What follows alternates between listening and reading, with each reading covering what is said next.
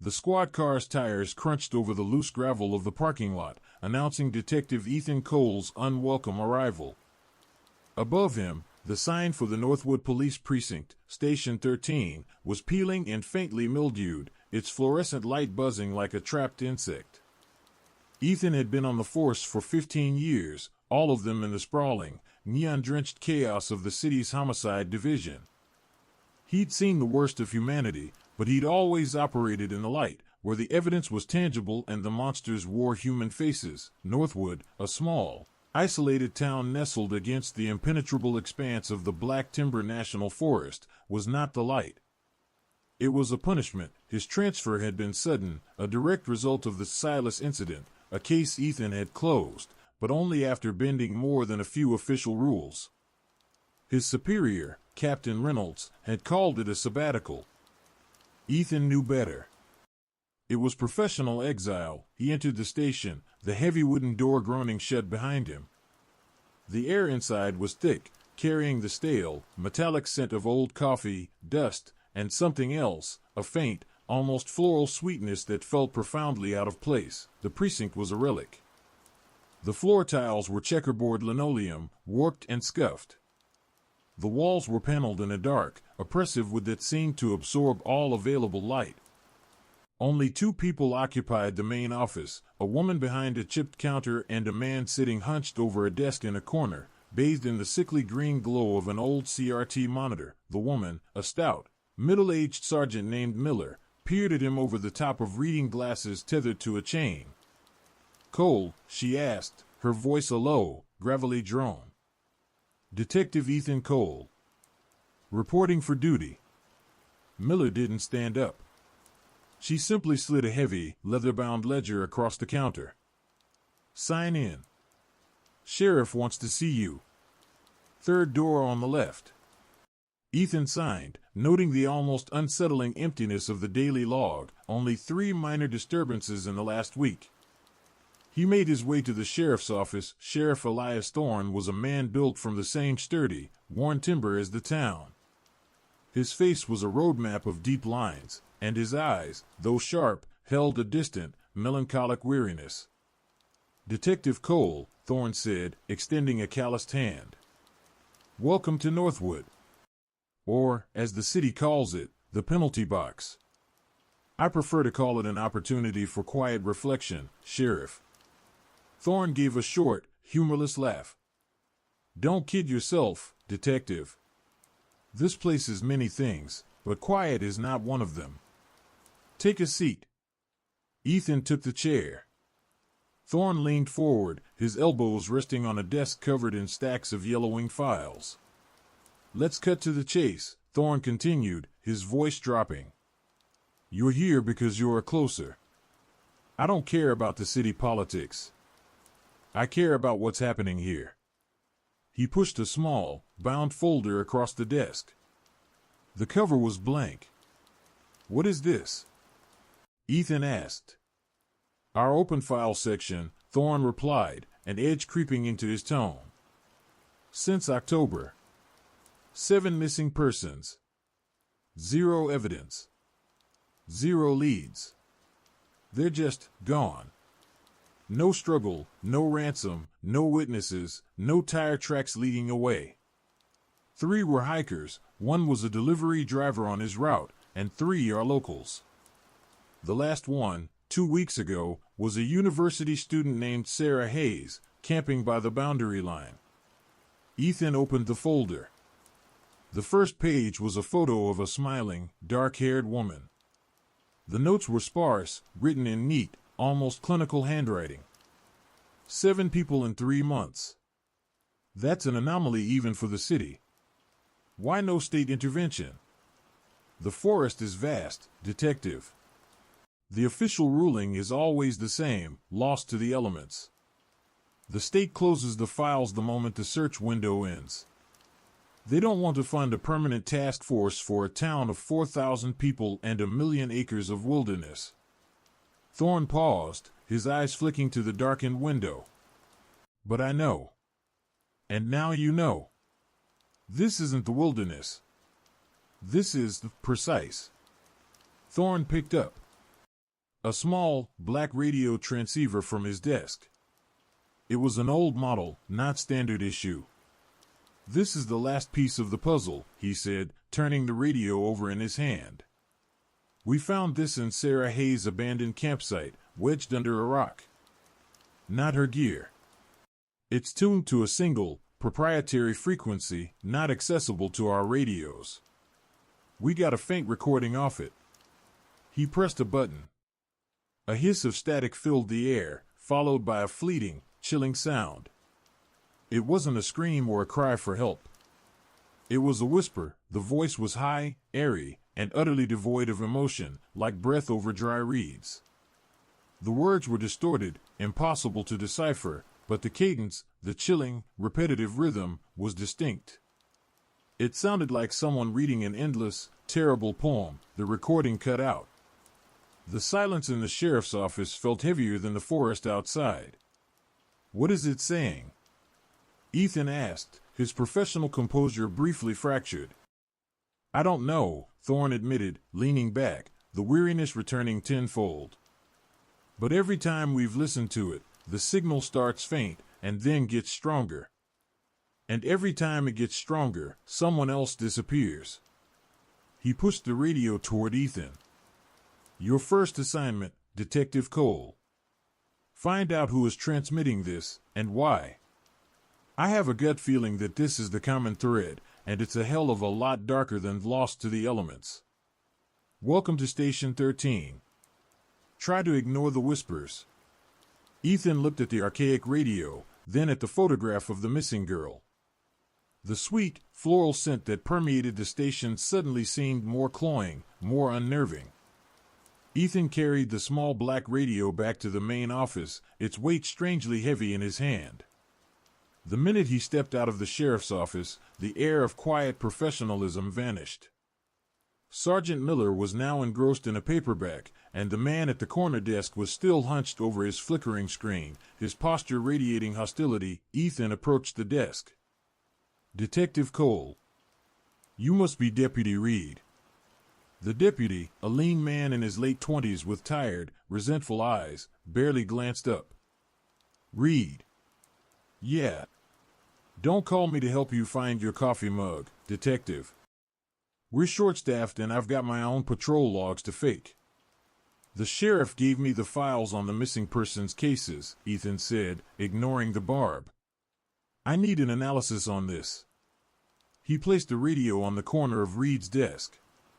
"It's transmitting on a unique, non-standard frequency. I need to know the range, the power source, and anything about the signal's origin." Reed examined the device with a mix of suspicion and boredom. "We already checked the known frequencies. It's nothing. Thorne's chasing ghosts again. Just run the diagnostics, Deputy." "Protocol." Reed sighed dramatically, but the word protocol seemed to be the only thing he respected. He picked up the radio, his fingers brushing against Ethan's. "Fine. But the only ghosts around here are the ones Thorne chases away with your kind of expensive, city slicker attitude." As Reed headed toward a back room marked Tech and Storage, Ethan began his own work. He found a derelict desk and pulled the folder of 7 missing persons reports toward him. The sweet, floral smell, like decaying jasmine, was strongest right here, near the counter, and it seemed to cling to the files themselves. The records confirmed the sheriff's account, a chilling lack of struggle. In every case, the missing person's vehicle or camp was pristine. Case 3, Mark Jensen, 45, delivery driver. His truck was found idling on a Forest Service road. Lunchbox on the passenger seat. Key in the ignition. Case 5, Amelia Vane, 28, hiker. Her tent was zipped neatly shut. Sleeping bag rolled up. Her boots were lined up perfectly outside. Case 7, Sarah Hayes, 19, student. Found the radio. Her campfire was completely extinguished, and her phone was sitting on a flat rock, fully charged, displaying the last text she'd been writing. "The wind sounds like it's." The text was incomplete. Ethan ran his hand over the case notes. They felt cold. Beneath the official reports, he saw faint pencil etchings, almost erased, clearly not from the official typist. He leaned in, straining to read them. On the margin of the Amelia Vane file, he made out, "It doesn't walk, it floats." On the Mark Jensen file, they heard the music, but there was no band. And on Sarah Hayes, "The boundary is not the trees." "Sheriff," Ethan called, standing up. "Who wrote these marginalia?" "They're not in the report." Thorne emerged from his office. He didn't even look at the files. His gaze was fixed on a dark stain on the wall paneling, a stain Ethan hadn't noticed before, shaped vaguely like a misshapen handprint. "That was Detective Harlan," Thorne murmured, his voice heavy with past sorrow. "He handled the first 3 disappearances 15 years ago. He was the one who started seeing patterns where the city saw accidents. The department ordered a psychiatric evaluation after his final report." "And what was his final report?" "He claimed Station 13 was built on a fault line, not geological, but something else. He said the disappearances weren't happening in the forest, but were being drawn to the station. He called it the chorus of silence." Thorne rubbed his temples. "Harlan went missing a week after the evaluation. Just like the others." Suddenly, a loud, static-laced shriek erupted from the back room where Reed was working. Ethan and Thorne sprinted toward Tech in storage. Deputy Reed was backed against a shelf, his face white, his breath coming in ragged gasps. The black radio was sitting on the workbench. It wasn't plugged into anything, but the small on-indicator light was glowing a malevolent, pulsating red. I didn't touch the power switch," Reed stammered, pointing a trembling finger at the device. "I just opened the casing to look at the internals, and it just turned on." As they watched, the faint, repetitive whisper from Part 1 began to play again, but this time, it was louder, clearer, and distorted by an alarming, secondary sound, a sound like the stretching of bone and gristle. Then, the true terror, the ambient radio speaker crackled, and the whisper resolved into one, chilling, discernible word, spoken not through the device's small speaker, but seemingly from the dark wall panels of the station itself. "Closer." The floral scent intensified, choking the air, making Ethan's eyes water. It no longer smelled like decaying flowers, but like formaldehyde and freshly disturbed, wet soil. Ethan turned, ready to search the room, but Sheriff Thorne was already moving. He didn't look at the radio or at Reed. He was staring at a set of forgotten double doors near the back of the room, marked simply Archives. "It wants you, Cole," Thorne said, his voice flat. "It always wants the new ones to listen." He walked to the archive doors, his hand hovering over the cold, metal handle. "This is where Harlan worked. The archives haven't been opened since he disappeared. I think it's time you met the real Station 13. Sheriff Thorne twisted the corroded handle of the archives door. The latch protested with a drawn-out, metallic scream, a sound that seemed to momentarily drown out the insistent, rhythmic hiss of the activated black radio still sitting on the workbench. Deputy Reed had fled back to his corner, pretending the incident had never occurred.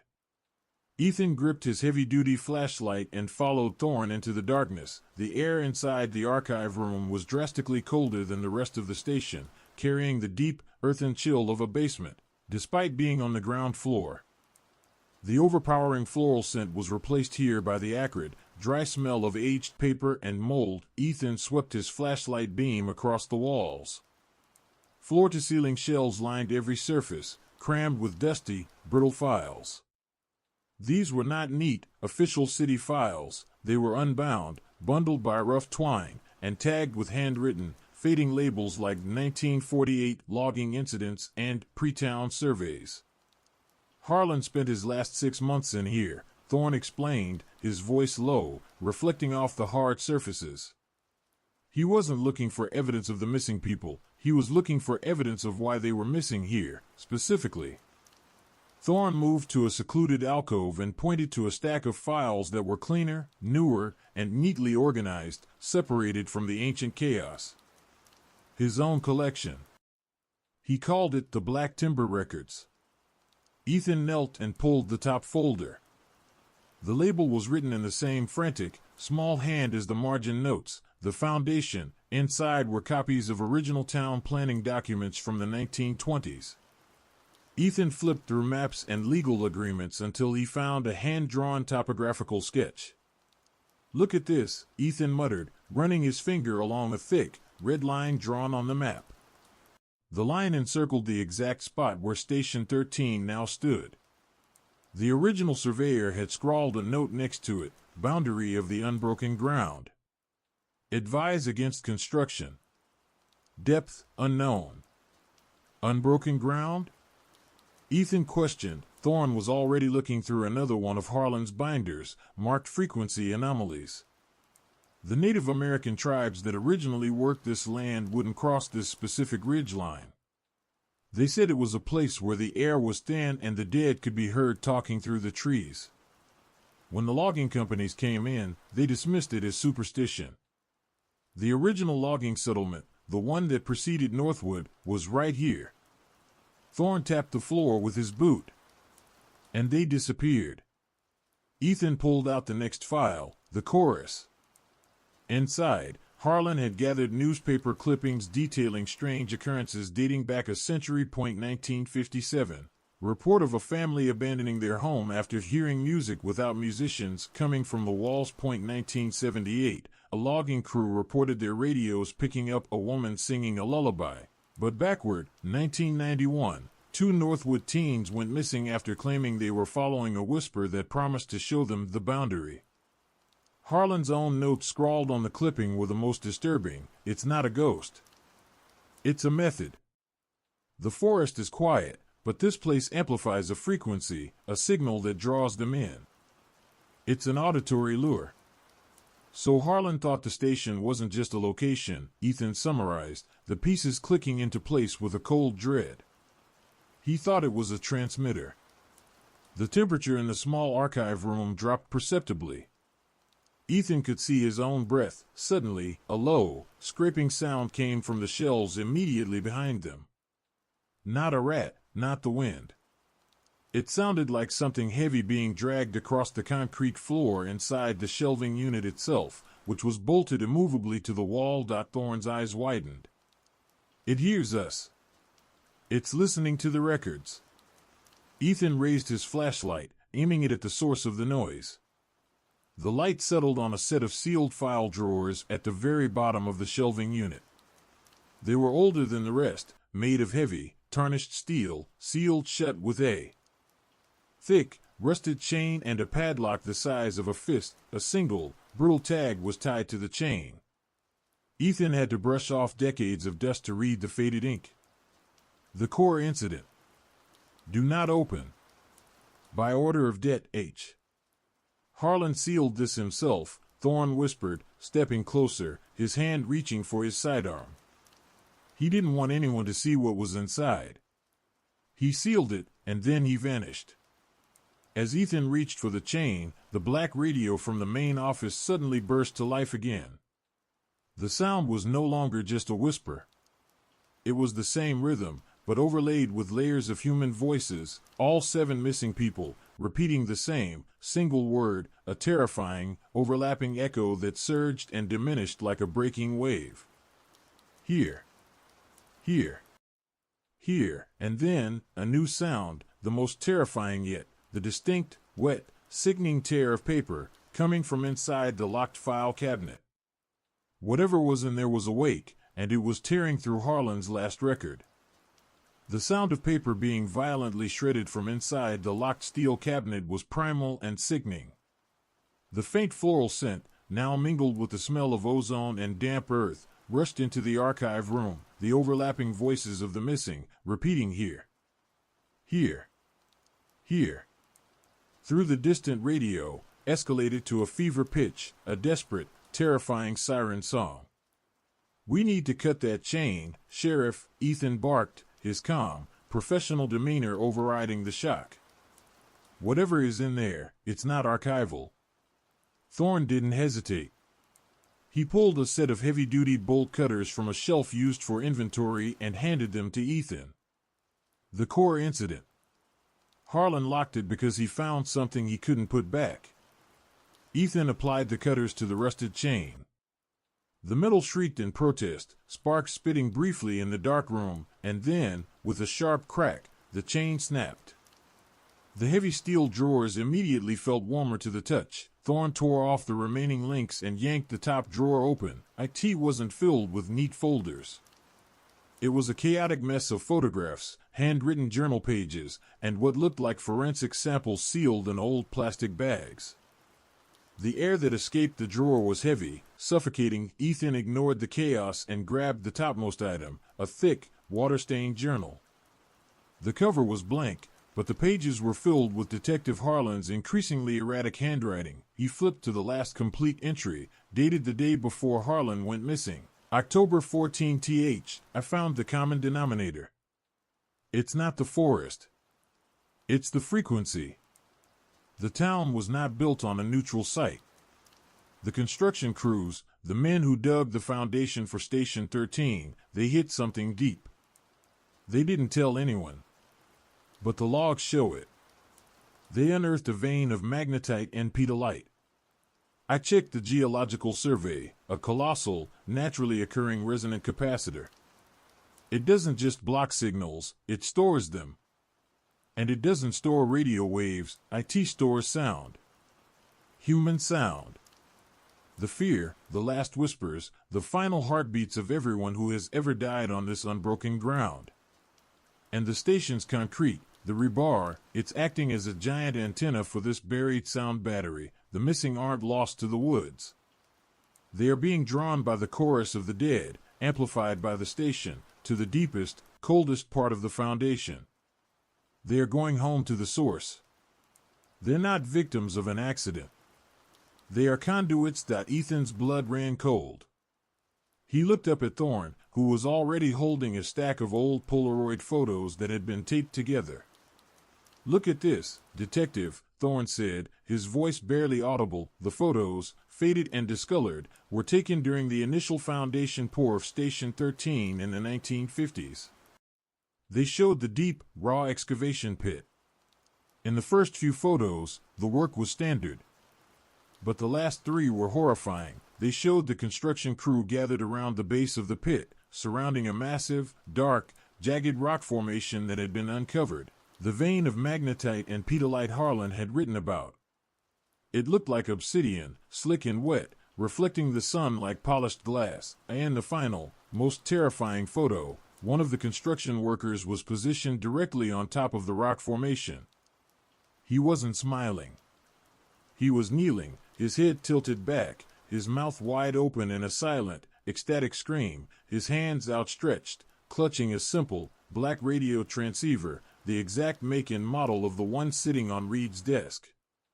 The photo caption, scrawled by Harlan, read simply, "The first transmission." As soon as Ethan finished reading, the archival shelf directly above them groaned loudly. Dust and debris rained down. The low, scraping sound from earlier returned, now directly above their heads, as if something heavy and non-human was dragging itself along the ceiling of the archive. Then, from the darkness just beyond the reach of the flashlight beam, the sweet, floral scent returned, more potent than ever, like a death shroud, and the faint, ethereal whisper resolved into a single, terrifying, personal message aimed directly at Ethan. It wasn't spoken by the radio, or the walls, or the dead. It sounded like it came from the air pressed right against his eardrum. "You have been listening for too long, Detective Cole. We already know your name. Now we know your sound." The whisper, intimate, dry, and chillingly familiar, sent a jolt of pure panic through Ethan. It didn't just speak to him, it felt like a cold, skeletal finger tracing the curve of his ear. "It knows my name," Ethan breathed, backing away from the archive drawer. "It knows everyone who gets too close," Thorne replied, his face grim, his flashlight trained on the ceiling, where the scraping sound had momentarily paused. Harlan was the last one who reached the core incident files. It consumed him. The station isn't just an antenna, detective. It's also a predator, waiting for someone to tune in. Thorne snapped the core incident drawer shut. We have to move. If it's awake, it means it's shifting the signal's focus. Read. Thorne sprinted out of the archive room, Ethan close behind. They burst back into the main office. Deputy Reed was still at his desk, but he wasn't looking at his monitor. He was staring blankly at the wall, a single stream of drool hanging from his slack jaw. The black radio on the workbench was still pulsing red, but the chorus of the missing voices had stopped. It was broadcasting a new sound. It was music, a simple, melancholy piano melody, slow and beautiful, began to fill the station. It sounded like an old lullaby, the kind of tune that evokes intense, specific nostalgia. What is that? Ethan demanded, approaching the radio. Reed didn't respond. He slowly rose to his feet, a vacant, blissful smile spreading across his face. It's my mother's song, Reed whispered, his voice soft and distant. She used to play this when I was sick. She told me it was okay to rest. He started walking, not toward the back doors, but toward the central concrete foundation, the heart of the station. Reed! Stop! Thorne roared, grabbing the deputy's arm. Reed fought him off with unexpected strength, his eyes wide and unfocused. No, Sheriff. Don't you hear it? It's calling me home. It's so warm, like the sun. As Reed struggled, the music intensified, and a second sound joined the piano melody, a woman's low, gentle humming, perfectly syncopated with the tune. Ethan recognized the technique from Harlan's notes, the auditory lure, a customized frequency, a personalized emotional bait. He slapped Reed hard across the face. The shock temporarily broke the trance. Reed stumbled, shaking his head violently, the vacant look replaced by pure terror. The music, it was singing to me, Reed gasped, clutching his jaw. It was telling me to go down to the boiler room. To the foundation. To the deepest, quietest part. Thorne shoved Reed behind the reinforced counter. Stay there. Both of you, cover your ears. Ethan grabbed the black radio. It was hot, vibrating like a live wire. He didn't dare try to turn it off. The switch had already proven useless. He lifted it high and smashed it down onto the concrete floor. The cheap plastic casing shattered, and the vibrating red light winked out. The music abruptly ceased. A silence descended on the station that was more profound and oppressive than any noise. The floral, earthen smell dissipated almost instantly. It's just a radio, Ethan muttered, catching his breath.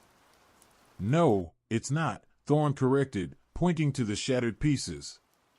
The tiny receiver light was gone, but a new, subtle glow was emanating from the floor, from the concrete beneath the station. It was a faint, greenish luminescence, like deep-sea algae. The radio was just the key, Thorne said. The station itself is the transmitter. We just killed the control switch. But we didn't kill the power source. Ethan looked down at the glow, then back at the archive room where he had learned his name was now known to the entity. He pulled out his phone and checked the signal bar. 0. The station was a dead zone for cell service, and he knew now it wasn't a coincidence. Sheriff, Ethan said, looking out the window at the absolute darkness of the surrounding forest. My transfer. Captain Reynolds told me I was exiled for closing the Silas incident. But the Silas incident involved a serial killer who left behind perfectly placed clues, patterns that seemed too clean, too organized. What are you saying? I'm saying that whatever is here, it doesn't take random people. It takes people who are listening, people who see the patterns, people who are useful. Harlan was a detective. Sarah Hayes was an anthropology student researching local mythology. And me? I'm the best pattern analyst homicide has. I wasn't exiled here, Sheriff. I was recruited.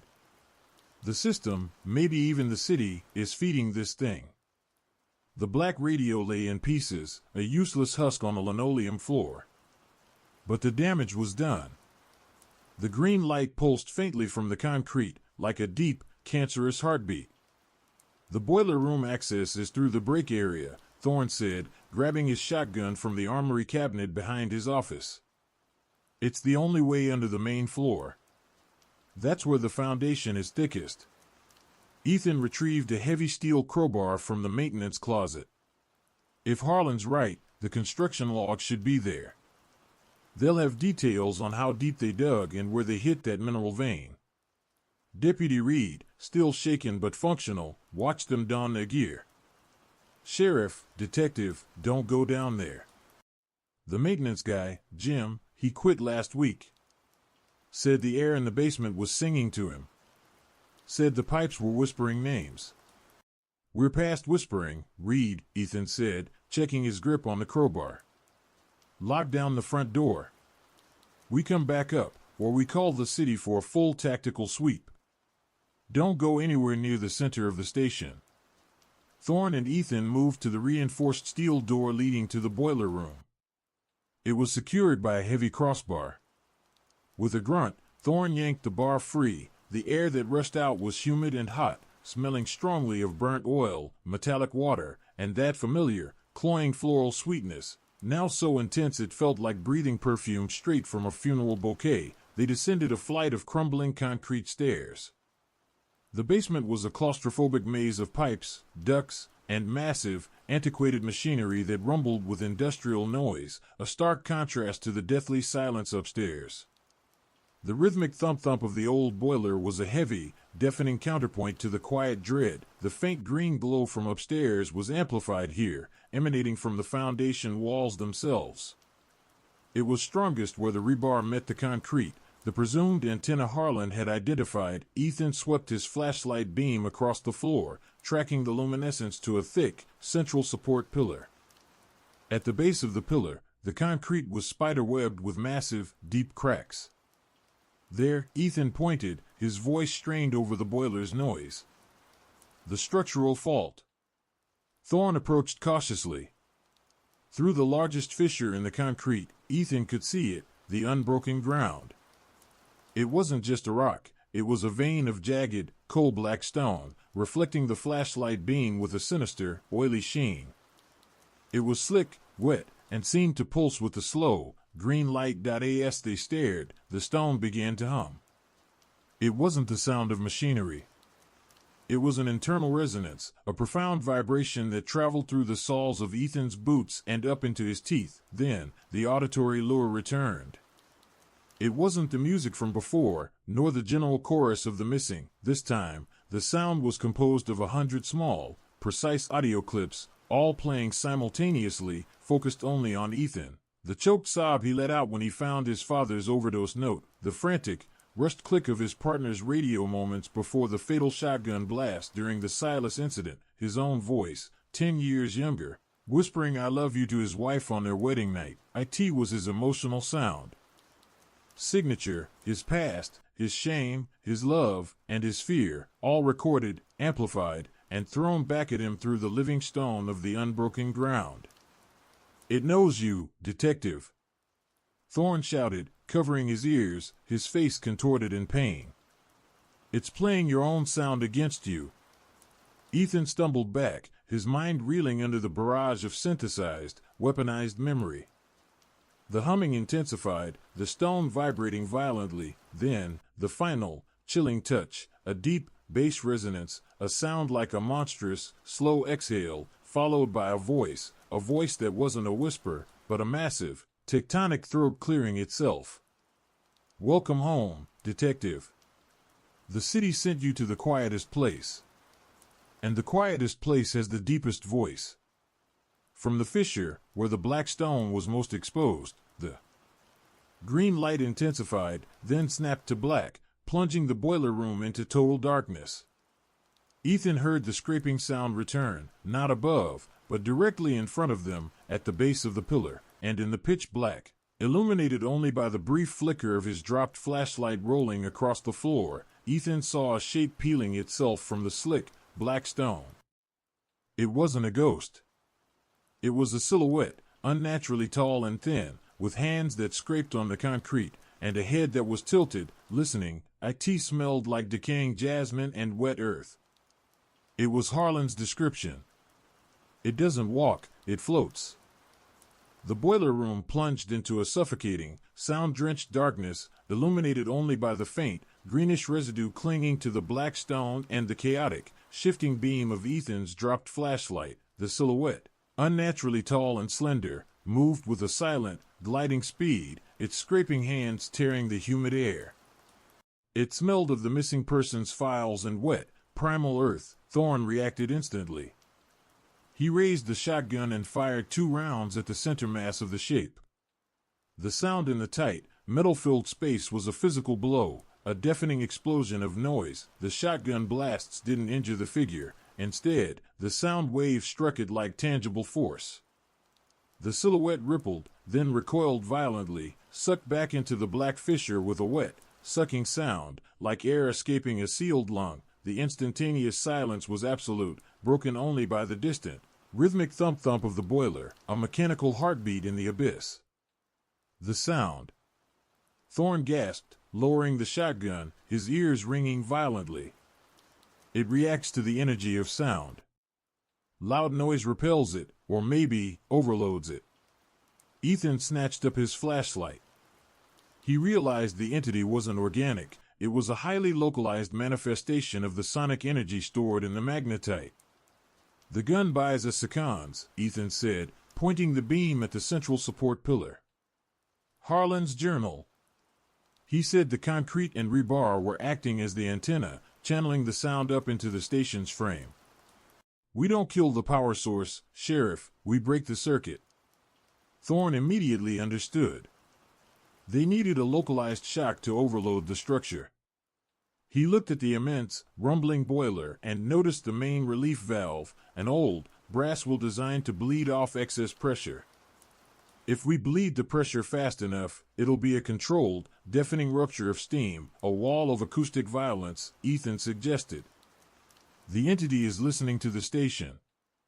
We have to make the antenna scream. Thorne moved to the valve, grabbing a heavy wrench.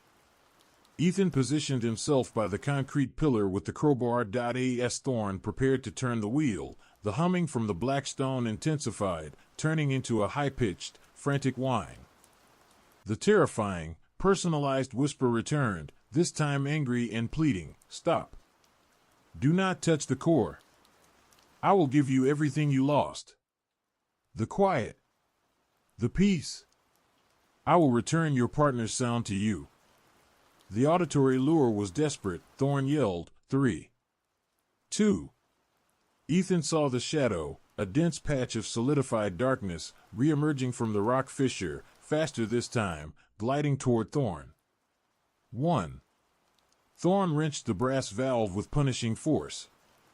A colossal, howling jet of superheated steam erupted from the boiler. The noise was shattering, piercing, an instantaneous wall of pure sonic violence that ripped through the small room. The steam blast slammed into the emerging entity. It didn't just recoil, it convulsed, retracting instantly into the stone with a sound like shattering glass. The sonic shock waves simultaneously hit the rebar antenna.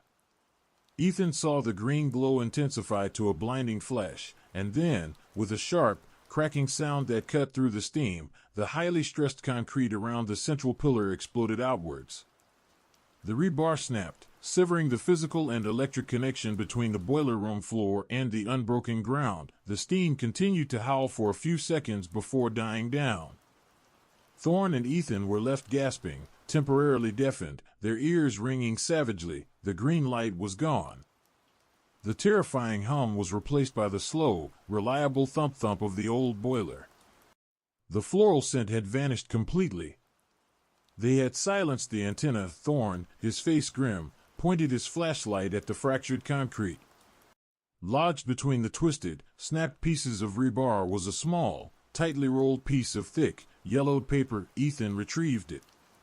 It was a blueprint fragment from the 1950s construction. Harlan had scrawled a final, damning note in the margin. The core is buried beneath the archives. The other end of the circuit is above it. The tower. Ethan's eyes snapped up, following the vertical line drawn on the diagram. The archives were below. The boiler room was the midpoint. The station wasn't the antenna, Sheriff, Ethan realized, his voice hoarse. It was the power supply and the receiver. The real antenna is on the roof. And whatever we just woke up is going to use it to broadcast the loudest sound it has ever recorded across the whole region. Thorne and Ethan scrambled out of the boiler room, their ears still ringing from the controlled steam explosion.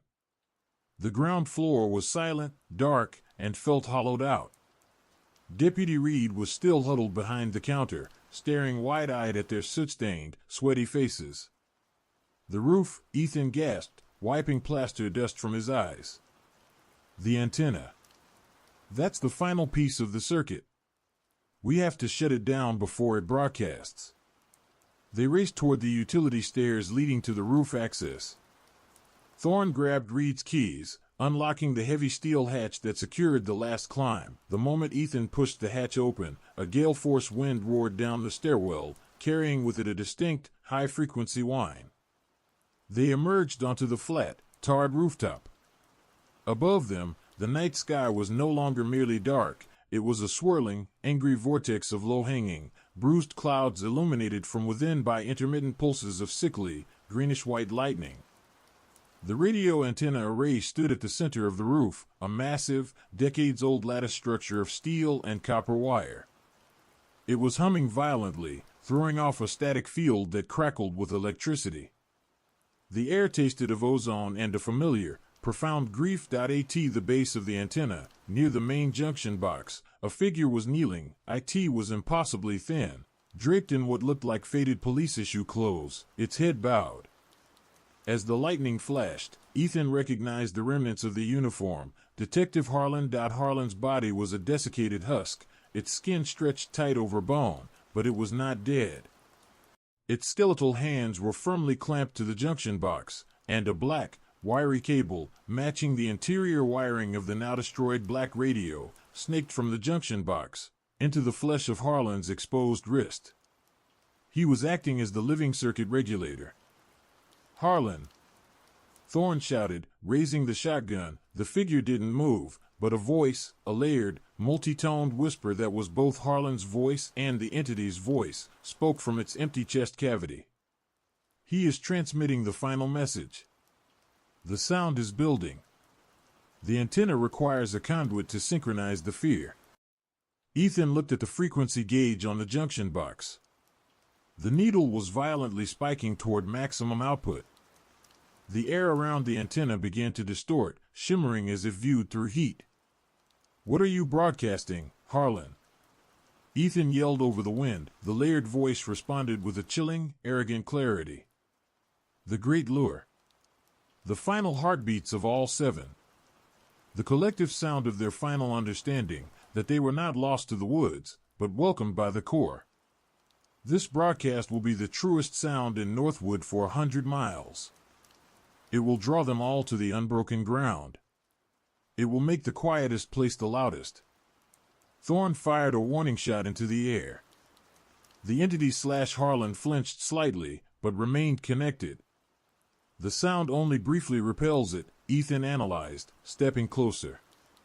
"It needs a catastrophic, localized surge of noise to stop the transmission, not just a physical break."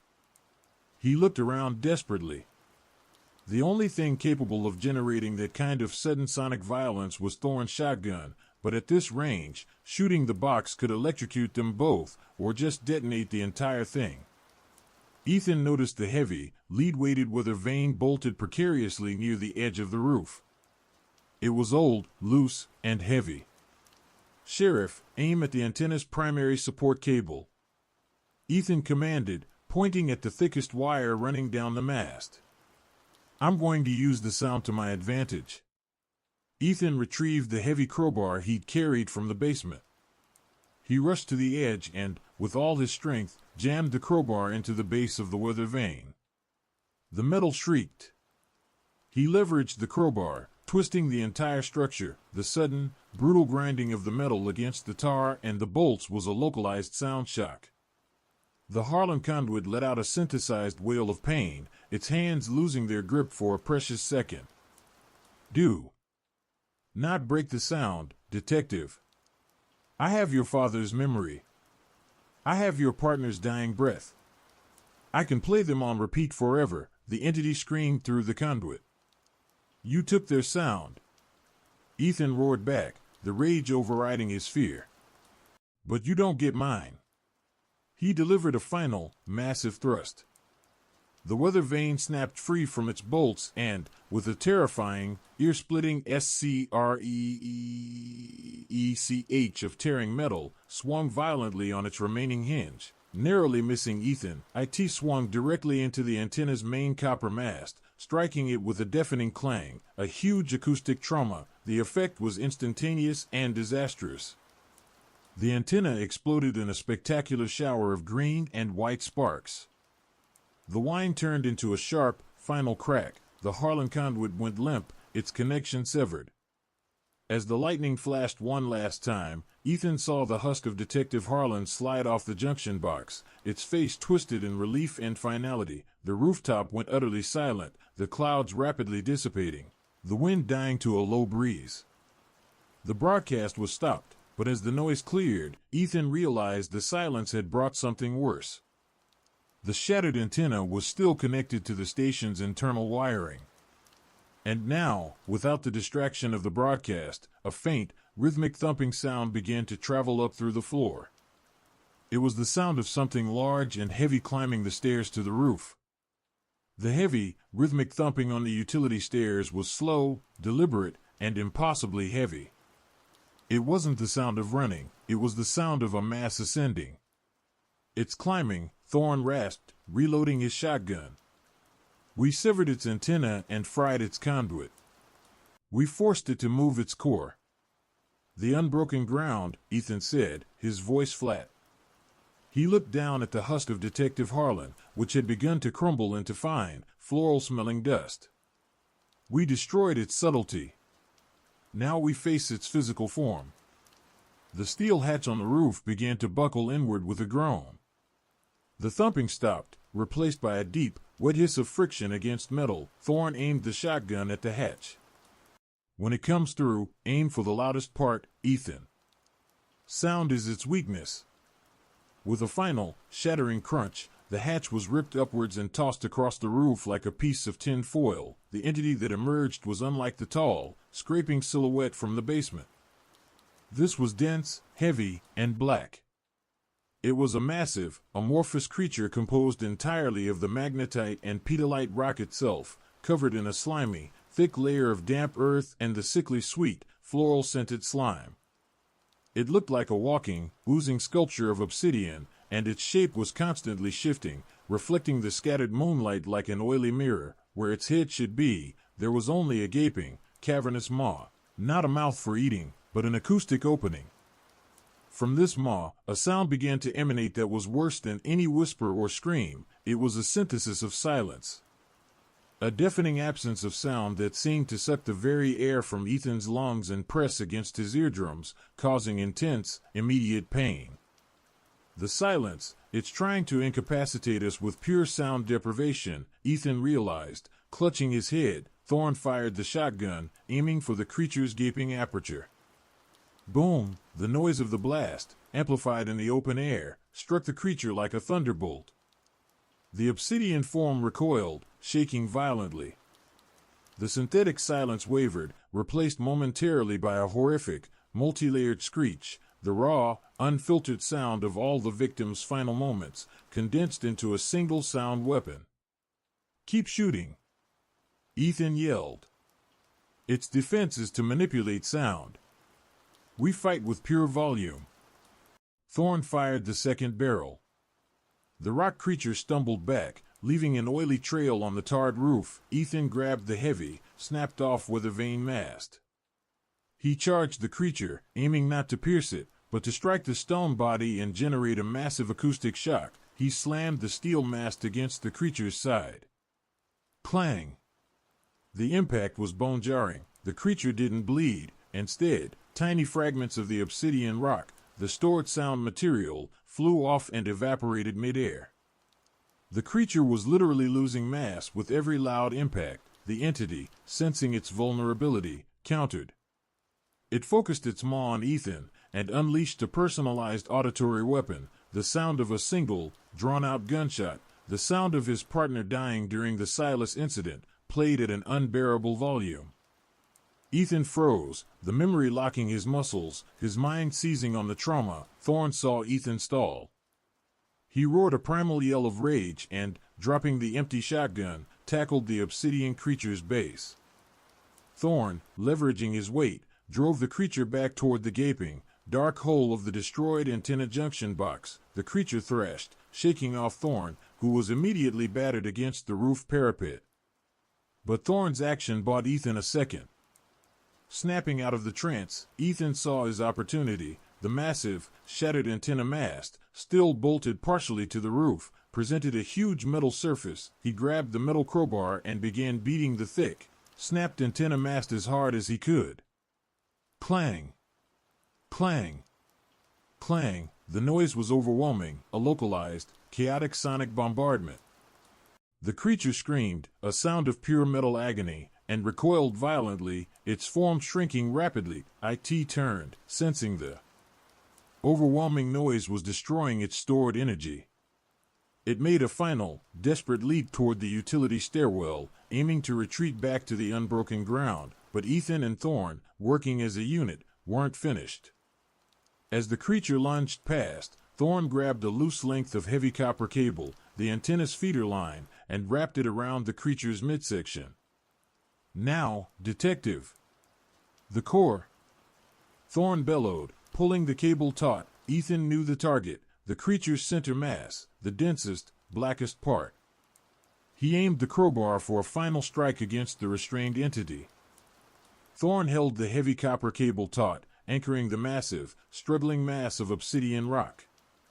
The cable bit deep into the creature's shifting form, generating a high-pitched, metallic screech that was both pain and static interference. Hit it! Now, Ethan! Thorn roared, his face pale with exertion. Ethan didn't hesitate. He raised the crowbar high, focusing all his remaining strength and the stored trauma, rage, and fear that the creature had tried to weaponize against him. He brought the crowbar down with punishing force onto the creature's exposed center mass. Crack clang. The sound was immense, the collision of steel on rock, amplified by the metallic structure of the rooftop. The effect was instantaneous and catastrophic. The creature didn't just shatter, it imploded. The obsidian rock dissolved inward, collapsing into a vortex of black dust, slime, and a burst of sickening, greenish-white light that blinded Ethan momentarily. The light quickly faded, leaving nothing but a wet, oily residue and a small, perfectly spherical core of dark, highly polished stone on the tarred roof where the entity had stood. The floral scent vanished entirely, replaced by the clean, sharp scent of ozone and rain. Thorn dropped the cable and collapsed onto the roof, coughing violently. "It's done," he managed, his voice raw. Ethan approached the small, perfect stone sphere. It was cold to the touch and completely silent. The terrifying sentience that had plagued Station 13 for decades, the unbroken ground's voice, was finally gone, but the silence was quickly replaced by something else, a collective, mournful sigh that seemed to emanate not from the air, but from the concrete and steel of the station itself, a final, weary sound of release. Ethan realized the consequences of their actions. "We didn't just kill the entity, Sheriff," Ethan said, looking around the shattered rooftop. "We destroyed the storage medium. All the sound, all the fear, all the voices it ever consumed, the last echoes of every victim, they're no longer contained." He looked back at the small, black stone sphere. It pulsed once, faintly, with a gentle green light, then went dark. "It still holds something," Thorn said, staggering to his feet and retrieving his flashlight. He aimed the beam at the stone. A tiny, hairline fracture crossed its surface, and the sphere's perfect polish seemed to momentarily shimmer. Ethan pulled a sheet of high-density plastic from the shattered antenna equipment and quickly wrapped the stone, sealing it tightly. This goes into a specialized vault, Sheriff, away from any broadcast medium. It's the only remnant of the core. Suddenly, the silence was broken again, but this time by a legitimate, mundane sound, the distant, rising wail of a city police siren approaching Northwood. Ethan checked his dead phone. The antenna is destroyed, but the signal must have reached outside the valley before we fried it. Someone is coming. They'll find a demolished station, one traumatized deputy, and the husk of Detective Harlan, Thorne said grimly. They won't believe the truth. Ethan looked down at the plastic-wrapped sphere in his hand. We have to ensure they don't find the truth, he agreed. They'll send in the experts, the state investigators. We can't let them analyze this stone or the foundation. If they replicate the frequency, the entity could be awakened elsewhere. They descended the stairs, finding Deputy Reed frozen behind the counter. He was covered in soot and shaking, but alive. The police, they're coming, Reed mumbled. What do I tell them? Ethan looked at Thorne. We tell them the truth, Deputy, Ethan said, his voice hard, yet practiced. A massive electrical surge caused by a rogue lightning strike. The antiquated equipment on the roof short-circuited the main junction box.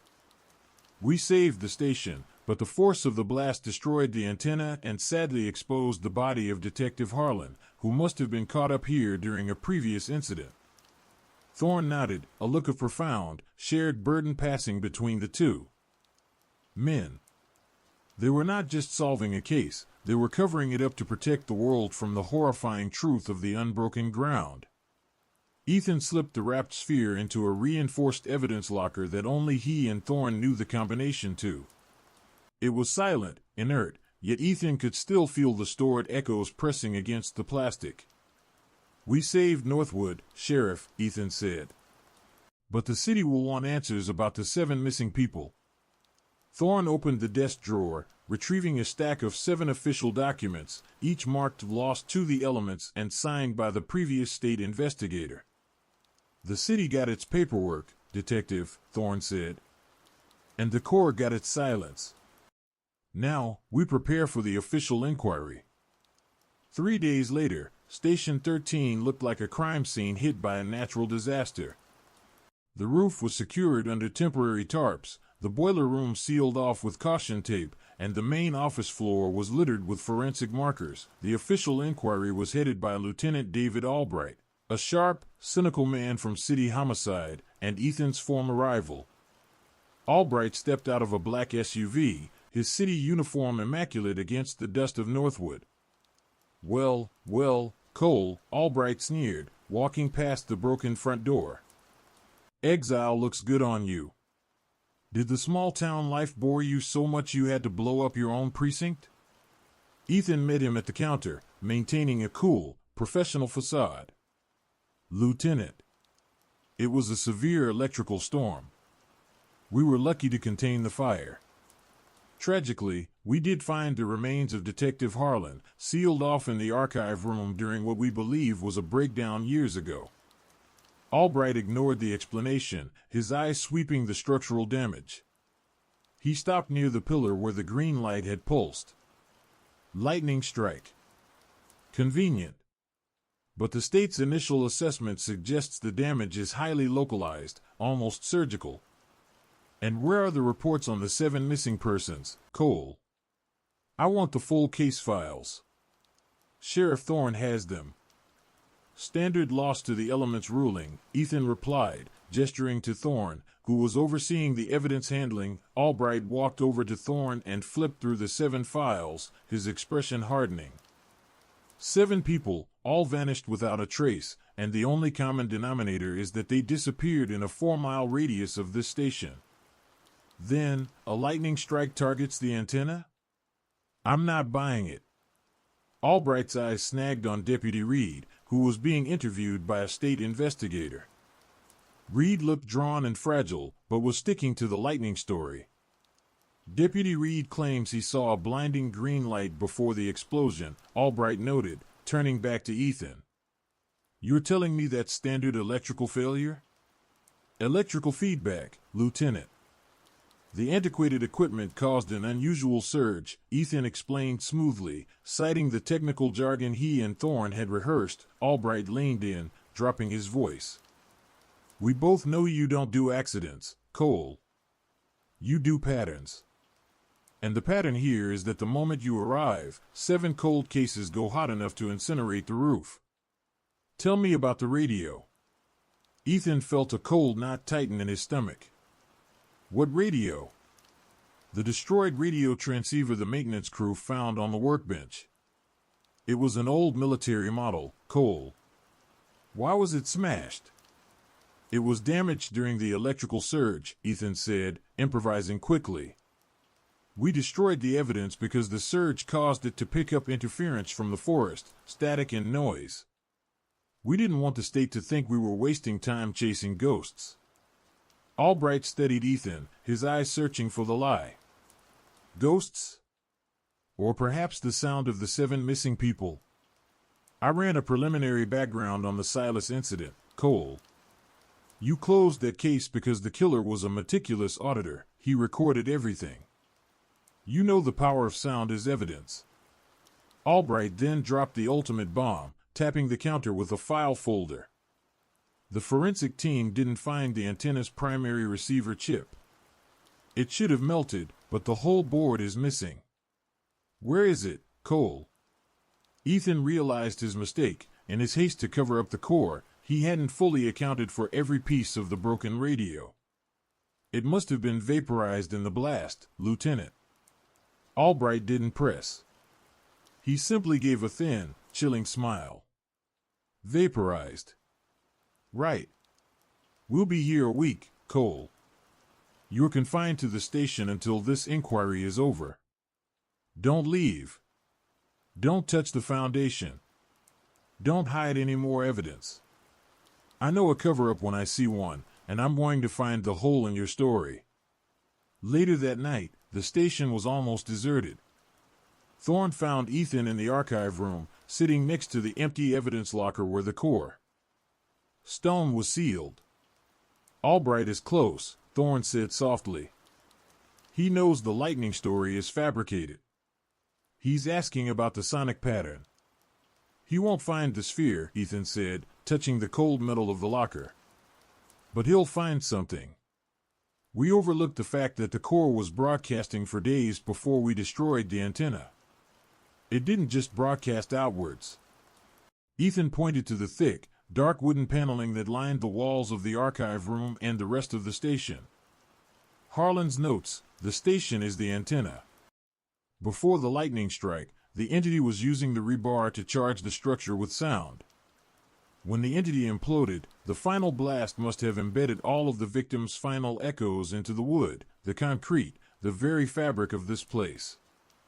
Thorne slowly scanned the dark paneling. The echoes are still here? They're passive now, but they're not gone, Ethan confirmed, a horrifying realization dawning on him. And Albright is going to tear this station apart looking for physical evidence. He's going to find the sound. The final day of the inquiry dawned cold and gray. Lieutenant Albright's forensic team was preparing to drill into the foundation to search for physical evidence of the explosion's cause. Ethan and Thorne watched from the corner of the main office. Deputy Reed, worn down by 3 days of intense questioning, had been sent home. Albright, however, wasn't focused on the foundation. He was overseeing a technician who was running a specialized acoustic sensor against the dark wood paneling of the archive room. We found the missing link, Cole, Albright called out, walking over, holding a small, pristine piece of circuit board, the missing part of the black radio's receiver. It wasn't vaporized. It was cleanly snapped off and melted to the floor near the archive's door. This piece was only sensitive to extremely high, non-standard frequencies. Albright tapped the archive wall with the piece of board. The initial scans we ran on the wood were inconclusive, but I had a hunch. Why would an antiquated station use this specific dark, dense wood paneling? It's a perfect acoustic insulator, designed to keep things quiet. The technician suddenly shouted from the archive doorway. Lieutenant, we're getting a reading. It's not a frequency, sir. It's a recording. The wood paneling is acting as a passive audio storage medium. Albright smiled grimly at Ethan. You see, Cole, your lightning story was a good lie, but you couldn't cover up the sound. Albright ordered the technician to play the recording through the station's old loudspeaker system, overriding the static. A low, resonant sound filled the station. It wasn't the rhythmic whisper, nor the synthesized music. It was the collective, final auditory lure, the complete, recorded sequence of the 7 missing people's last thoughts, their final fear, and the sound of their bodies being consumed by the rock, all played at a chilling, low-volume clarity. The chilling words, "The wind sounds like it's Sarah Hayes' incomplete text," played over and over, eternally unfinished. The sound was heartbreaking, undeniable proof of murder and something far worse. The investigators recoiled, horrified. Albright turned to Ethan. This confirms your involvement. You didn't save anyone, Cole. You helped destroy the evidence and hide the true cause of death. Where's the device that created this sound? It's gone, Ethan said, standing his ground, refusing to betray the secret of the core. It's in the foundation, isn't it? That's why you sealed it off. Albright yelled. As the auditory evidence continued to play, Thorne stepped forward, his eyes fixed on the archive wall, a look of profound resignation on his face. No, Lieutenant. The detective is telling the truth, Thorne said, his voice slow and heavy. The device is gone. But you don't need a device anymore. Thorne reached into his pocket and pulled out a standard city-issue radio transceiver. He switched it on and cranked the volume. He didn't tune it to a specific channel, he tuned it to the highest band of static noise, the pure, untainted sound of the empty AIR.AS. The radio blasted static. The acoustic reading from the archive walls intensified. The sound of the victim's suffering grew louder, trying to drown out the noise. The walls were feeding the static, absorbing the new sound, and recycling the horror. The station is now the echo chamber, Thorne explained, his voice chillingly calm. The entity is destroyed, but the memory of the lure is embedded here. You brought your equipment, Lieutenant. You brought your technicians. You found the sound. And now, this building is transmitting it to you. The dark wood paneling around the loudspeaker began to weep, not water, but the sweet, floral-scented slime. The collective, horrifying sound of the victim's last moments was now so loud that the investigation team began to back away, covering their ears. Albright stared at the oozing wall, then at Thorne, then at the silent, resolute Ethan. He realized the terrifying truth. By exposing the sound, he had made himself the next. Listener. 1 year later, the Northwood Police Precinct, Station 13, was officially condemned and sealed. The city's final ruling was inconclusive, citing a unique confluence of geological and electrical anomalies and ruling the 7 missing persons as presumed fatalities. Detective Ethan Cole was officially reprimanded and resigned from the force. Ethan never returned to the city. He became a maintenance man in Northwood, working for the town council. His daily routine included a visit to the boarded-up, condemned Station 13. He stands before the heavily reinforced door, which is sealed with police tape and bolted with a new, heavy steel lock. He reaches into his worn leather jacket pocket and pulls out a set of keys, not maintenance keys, but keys to the reinforced evidence locker inside the sealed station. He listens closely to the silence of the door.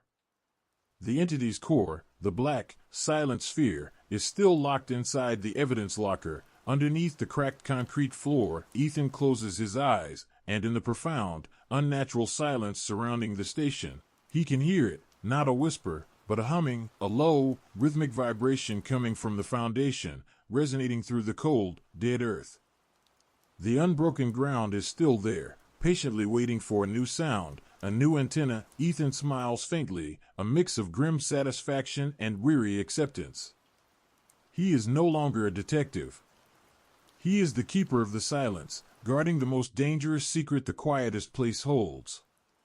He knows that his name and his sound are sealed within that sphere, and he will never truly leave Station 13. He will always be listening. He turns away and